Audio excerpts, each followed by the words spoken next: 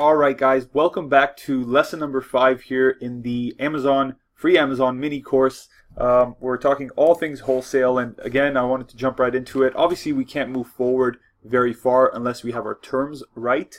So I've entitled this terminology, and you know, when you start going to trade shows and talking to a lot of suppliers, if they start throwing terms at you and you have no idea what they mean, or you have a clueless look, it's going to look bad on you. So obviously these aren't all the terms that we have, but I want to highlight a few key ones, and then I'll have the list of all the terms in the video below so that you can copy it, have it saved, just look it over, you know, just in case they're asking you, hey, what do you accept open stock, or do you have net terms, what's your business license, can you you know, adhere to MAP? And you know, again, if you're looking clueless, it's going to look pretty bad. So some of the few ones are MOQ, minimum order quantity.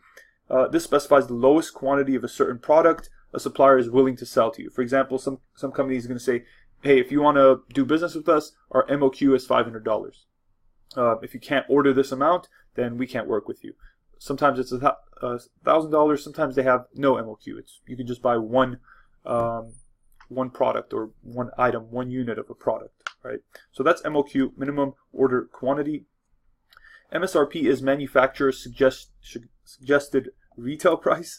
That's the price that the manufacturer recommends that retailers should sell for. Obviously, that's not what retailers actually sell for, but that's just the manufacturer's suggested retail price based off their research of the product, how much they source it for, and them just knowing the business, right?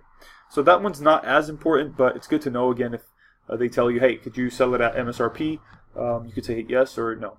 Okay, MAP is a very crucial one to understand. That's minimum advertised pricing. Okay, so if I'm a manufacturer and I come up to you and say, hey, can you adhere to MAP? Will you sell these products at our minimum advertised price? And you say yes, they're probably going to make you sign an agreement stating that you've agreed to that, right? So that's, again, the manufacturer, the brand has a specific product that it doesn't want to be sold less than, right? They want to keep the integrity of the brand up, and they don't want that price to drop for retail. Amazon has a problem notoriously complying with MAP, and they're just ruthless with violating MAP. If another seller violates MAP, Amazon is automatically going to match it, so on and so forth. Okay, let's move on to some more terms. BOL is bill of lading. When you receive a shipment from a supplier, this is a document just stating that the goods are transferring from the manufacturer who has the shipper to you, and you've acknowledged that. Either if it's LTL, which is less than truckload, the driver himself will hand you the BOL so that you could sign it off. And again, it's just a legal transfer of the goods from one party to another. Okay, that's pretty important to know. Seller's permit. A lot of people have been asking me about that. This is just a permit free from your state that states you can do business in this state, but you have to collect sales tax. And this is the permit. You have a specific number issued to you, letting you know that you can collect sales tax for that specific state. And I registered mine on boe.ca.gov. That's Board of Equalization.california.gov. And anyone could attain it. It's free. Get it. Put it in the back end of your Seller Central account so that you can start collecting sales tax immediately.